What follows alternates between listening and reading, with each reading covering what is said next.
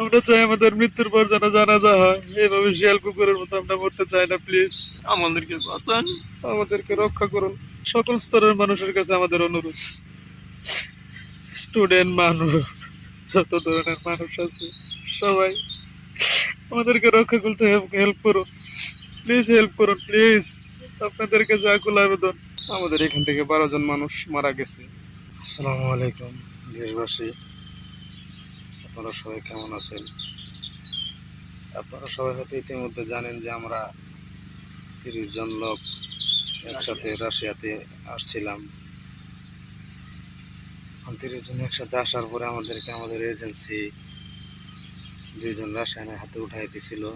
তারা আমাদেরকে কোনো আসার পরে কোনো ধরনের মোবাইলের মাধ্যমে কোনো হেল্প করে নাই, কোনো নেট দেয় নাই, ফোন নিয়ে নিছিল। আমাদের কাছে কোনো নেট ছিল না। আমাদেরকে আলতু ফালতু বোঝায় বলছিল যে আমাদেরকে টুন কোম্পানিতে কাজ দেবে, কনস্ট্রাকশন সাইটে কাজ দেবে। এই সমস্ত কথাবার্তা বলে আমাদেরকে মনে করেন যে যুদ্ধক্ষেত্রে পাঠিয়ে দিয়েছে, আমাদেরকে বিক্রি করে দিয়েছে। আপনারা হয়তো ইতিমধ্যে জানেন। এবং ওইখান থেকে আসার পরে আমাদের একটা ক্যাম্পে নিয়ে আসা হয় 30 জনকে। ওইখান থেকে 14 জনকে এক ক্যাম্পে পাঠানো হয়, আর আমাদের 16 জনকে আরেক ক্যাম্পে পাঠানো হয়। এখানে নিয়ে আসার পর আমাদেরকে 3 থেকে 4 দিন ট্রেনিং করানোর পর 5 জন 6 জন করে একদম ফোন লাইনে পাঠানো হয়েছে যুদ্ধ করার জন্য। সেই ফোন লাইনটা হচ্ছে লেসাবুল জঙ্গল। হ্যাঁ, সেখানে মাটির নিচে গ্রেনেড থাকে, মাইন পোতা থাকে, উপরে ড্রোন থাকে, আর আমাদেরকে ড্রোন দিয়ে কন্ট্রোল করা হয়। মাছের টুপ হিসেবে আমাদেরকে ইউজ করা হয়। আমাদেরকে ডাইনে যেতে বললে ডাইনে যেতে হয়, বামে যাইতে বললে বামে যাইতে হয়। এইভাবে আমাদের এখান থেকে 12 জন মানুষ মারা গেছে। এই 12 জনের ভিতরে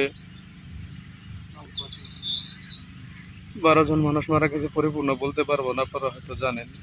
হ্যাঁ, আমরা 4 জন এখন জীবিত আছি, আমরা 4জনই আহত। এই যে মাইনুদ্দিন ভাই আমার সাথে, ওনার বাড়ি চাঁদপুরে, উনি মাথায় টোন হামলায় আহত হয়েছে, আমি বাম হাতে আহত হয়েছি। এখন আপনাদের কাছে, দেশবাসীর কাছে একটাই অনুরোধ, দেশের সরকারের কাছে অনুরোধ, আমাদেরকে বাঁচান, আমাদেরকে রক্ষা করুন, হেল্প করুন। আগে আল্লাহ, পরে আপনারা। আমাদের 4 জনের 2জন এখন হাসপাতালে, আমাদের 4 জনের ভিতরে 2জন এখন অন্য একটা হসপিটালে আছে, আর আমাদেরকে একদম ক্যাম্পে রাখা হয়েছে। যে কোনো সময় আমাদেরকে এখান থেকে ফোন লাইনে পাঠাই দিতে পারে। কখন পাঠায় সেটা আমরা জানি না, আল্লাহ ভরসা, আল্লাহ ভালো জানে। আর আমরা তো ভাষাও বুঝি না, কোনো কিছু বুঝি না, বুঝাইয়া বলতেও পারি না। আমাদেরকে যখন যা বলে তাই করতে হয়। আর আমাদেরকে অনেক নির্যাতন করছে। ফোন লাইন থেকে যখন আমরা হত হয়ে ফেরত আসছি, তখন আমাদেরকে ওই অবস্থায় আবার যাইতে বলে ফোন লাইনে যুদ্ধের জন্য।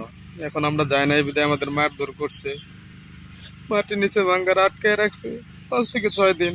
খাইতে দেয় নাই, পানি পর্যন্ত খাইতে দেয় নাই, কোনো কিছু দেয় নাই। প্রতিদিন এসে এসে মারধর করছে।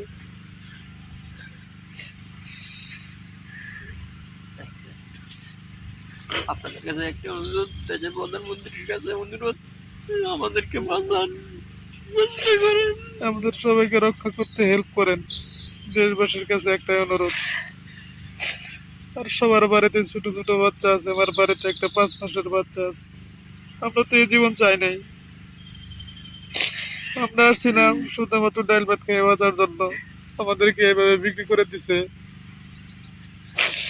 এখন কি করবো আমরা বুঝতে পারতেছি না, বুঝি না বাসা, কোনো কিছু বুঝি না।